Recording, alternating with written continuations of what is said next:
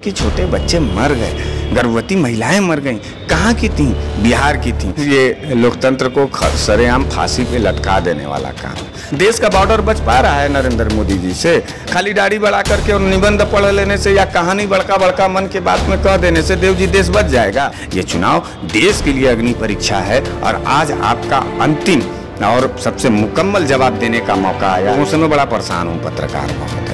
महापुरुषों का ताल्लुकात राक्षसों से कर देते हैं, कुछ पता नहीं चलता है आप लोगों को कि कहाँ का कनेक्शन कहाँ से करते हैं। बिहार वासियों, इन गद्दारों को धक्के मार करके बाहर करो भाई साहब, इनके अभिमान को तोड़ो।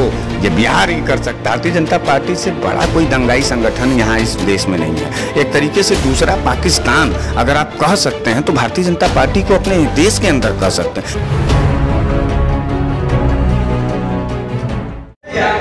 नमस्कार, मैं हुदेब। आप इस समय देख रहे हैं लोकतंत्र टीवी। ये बिहार की राजधानी पटना है, जहां बीते कुछ दिन बाद जो है चुनाव होने हैं। आपको बता दें कि तमाम लोग जो है लगातार यहां आने की कोशिश कर रहे हैं और यहां पर है भी तमाम वो लोग जो राजनीति घर से संबंध रखते हैं, राजनीति घराने से, वो तो हैं। इसके बावजूद भी जो लगातार दलितों की आवाज़ उठा रहा है, जो लगातार मजदूरों की आवाज़ उठा रहा है, जो लगातार बिहार के उन पिछड़े समाज की लगातार आवाज़ उठा रहा है, चाहे मुंबई हो चाहे वो दिल्ली है, ऐसे शख्स एक्टिविस्ट भी हमारे साथ हरीश मिश्रा जी यानी कि बनारस वाले मिश्रा जी हमारे साथ मौजूद हैं।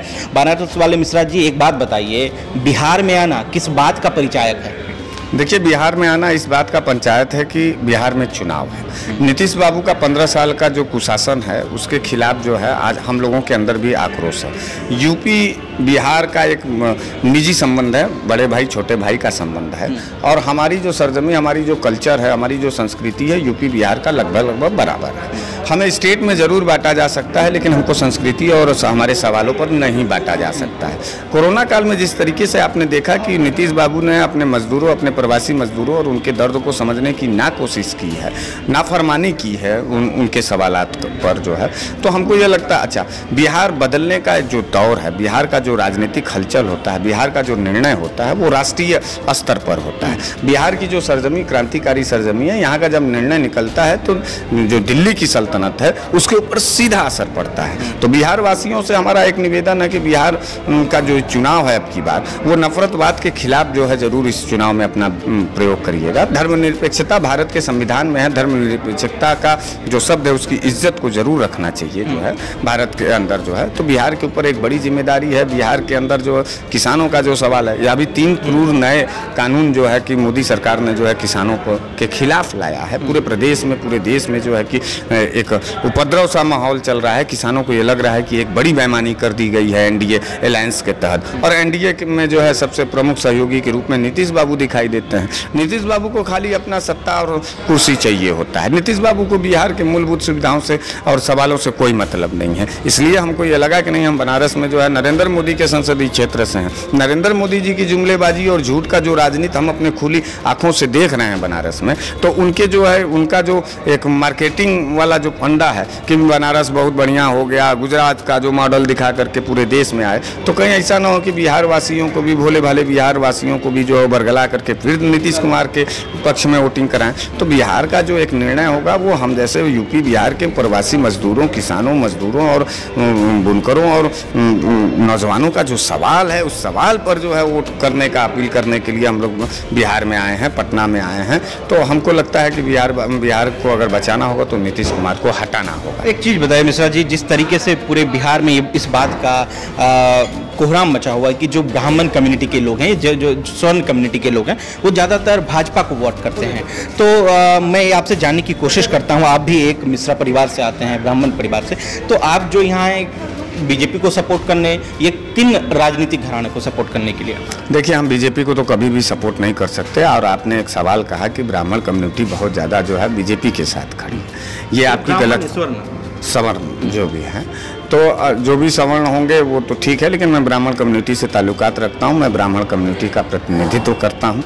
मैं आपको बता दूँ कि ब्राह्मण कम्युनिटी जो है किसी जाति का, माने किसी पार्टी का जो है गुलाम बन करके नहीं रहता है। ब्राह्मण की जो अपनी एक ओजस्विता है, अपना जो एक ताकत होता है, वो न्याय के साथ जाके खड़ा होता है। भारतीय जनता पार्टी के लोगों ने जो है कि कांग्रेस के खिलाफ इस तरीके का माहौल बनाया कि पूरे देश में जो है ब्राह्मण कम्युनिटी के साथ साथ जो है अन्य कम्युनिटी के लोगों ने विश्वास जता करके भारतीय जनता पार्टी को मैंडेट दिया। लेकिन जब जो है पूरे प्रदेश और पूरे देश के अंदर आप देखेंगे कि नफरतबाज और हिंसा का जो एक माहौल बना करके सिर्फ और सिर्फ सत्ता की राजनीति की जा रही है और हमारे सवालों को दरकिनार कर दिया जा रहा है, तब हमको ये लगता है कि नहीं, हमको जो है जाति बिरादरी और मजहब और धर्म से ऊपर उठ करके एक सवाल जो है हमारा मूलभूत सवाल, देखिए रोजगार का सवाल बहुत ही दैनिक, बहुत ही जरूरी और बहुत ही मार्मिक सवाल है। किसानों के साथ जिस तरीके से गद्दारी नरेंद्र मोदी की सरकार और एनडीए अलायंस कर रही है बिहार से लेकर के पूरे देश में, उस सवाल पर हमको और आपको बात करना चाहिए। हमको महिला हिंसा पर बात करना चाहिए। आखिर हम सवाल किससे करेंगे देव जी? हम सवाल करेंगे तो अपने सरकार से करेंगे। अच्छा, सरकार जिस तरीके से मतलब तानाशाही और निरंकुश होकर के जो है कि सवाल, हम सड़कों पर जब निकलते हैं तो हमको लाठियों से पीटा जाता है, तब तो हमारी जो है नागरिकता और हमारी राष्ट्रवादिता और हमारी जो है कि हिंदुत्व और हमारे जो है जितना उनका एजेंडा है उस पर वो ध्यान जरा सा भी नहीं देते हैं और उनका निर्मम पुलिस जो है पीट पीट करके मार डालती है।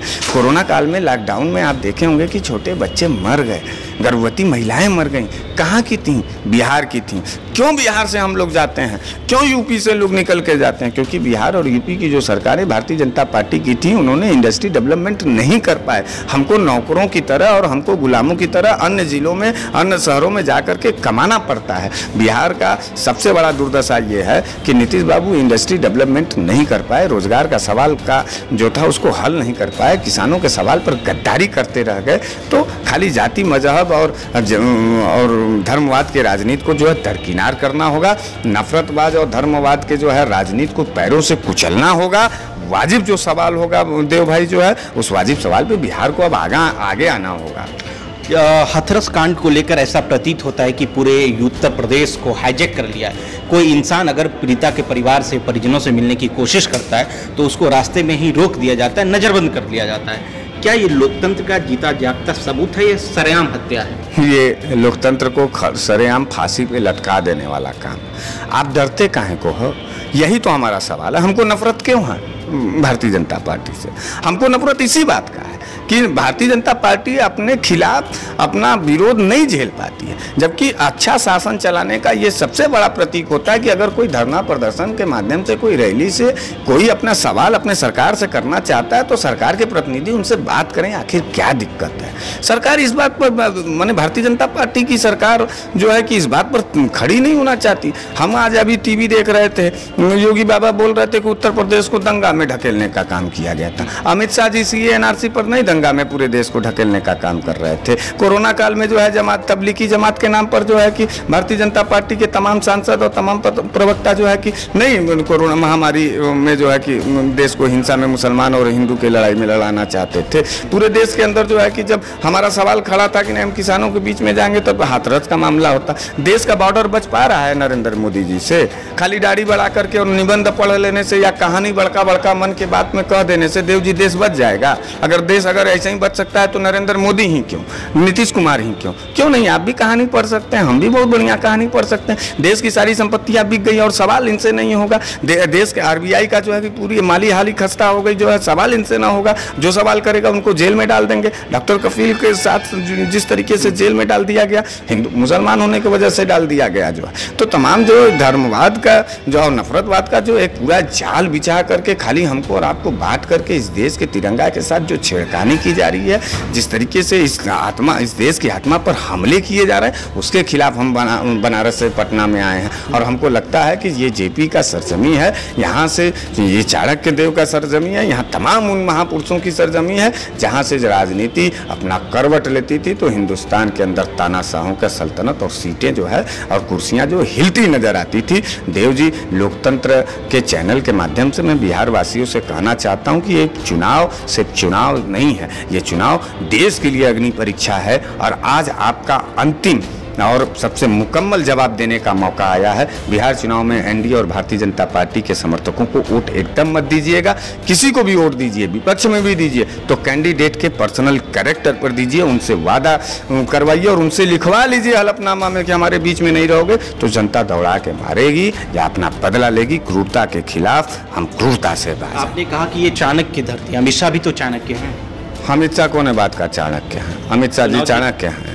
अमित अच्छा आप लोगों से मैं बड़ा परेशान हूँ, पत्रकार बहुत है। महापुरुषों का ताल्लुकात राक्षसों से कर देते हैं, कुछ पता नहीं चलता है आप लोगों को कि कहाँ का कनेक्शन कहाँ से कर दे रहे हैं। चाणक्य देव जो है इस मगध की भूमि पर जो है, पाटलिपुत्र की भूमि पर जो है, ऐसे महान शासन और शासक के रूप में जाने गए, ऐसे महान प्रधानमंत्री के रूप में जाने गए इसी मगध में, इतिहास के दौर में, जहाँ की एक एक जनता जो है कि महलों में रहती थी। चाणक्य देव खुद मड़ई में रहते थे। हमारा चाणक्य जो भारतीय जनता पार्टी वाला चाणक्य है वो महल में रह रहा है और पूरे देशवासी के लोग जो है हाथ में कटोरा लेके बैठ गए। जो है चाणक्य थे न अगर अमित शाह, तो नोटबंदी के बाद कटोरा कहाँ आ गया? गलत जीएसटी लगाने के बाद कटोरा कहाँ आ गया?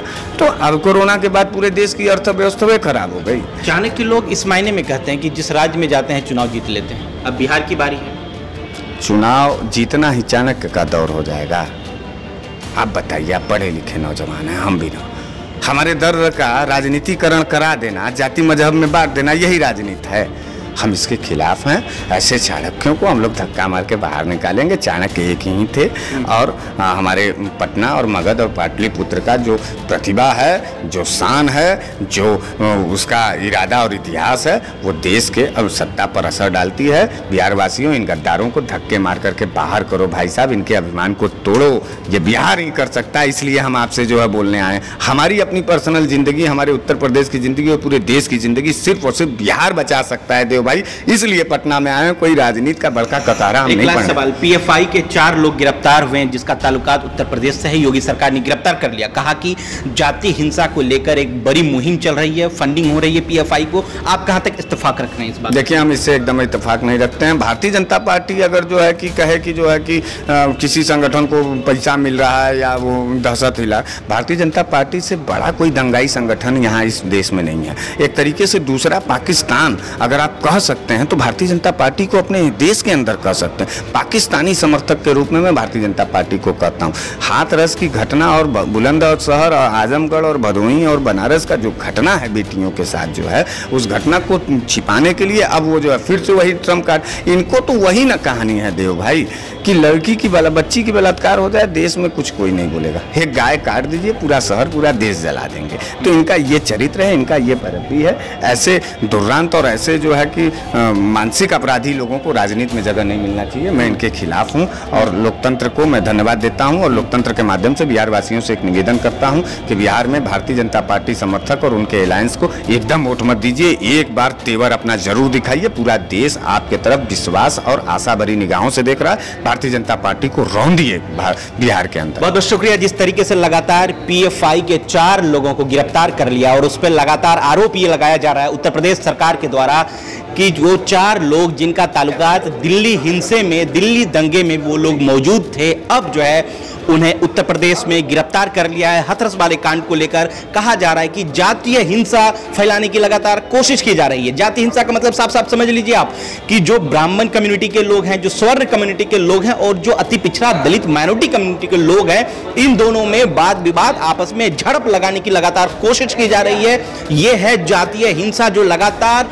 ऐसी खबरें आ रही हैं और लोग कह रहे हैं, भाजपा के तमाम वो लोग कह रहे हैं, योगी सरकार कह रही है कि पीएफआई को तमाम फंडिंग हुई है, दिल्ली दंगों में भी फंडिंग हुई है, इसलिए अब उत्तर प्रदेश के हाथरस वाले कांड में भी फंडिंग की जा रही है जातीय हिंसा को लेकर। आप इस समय देख रहे हैं लोकतंत्र टीवी, मैं हूं देव, पटना ब्यूरो दिल्ली।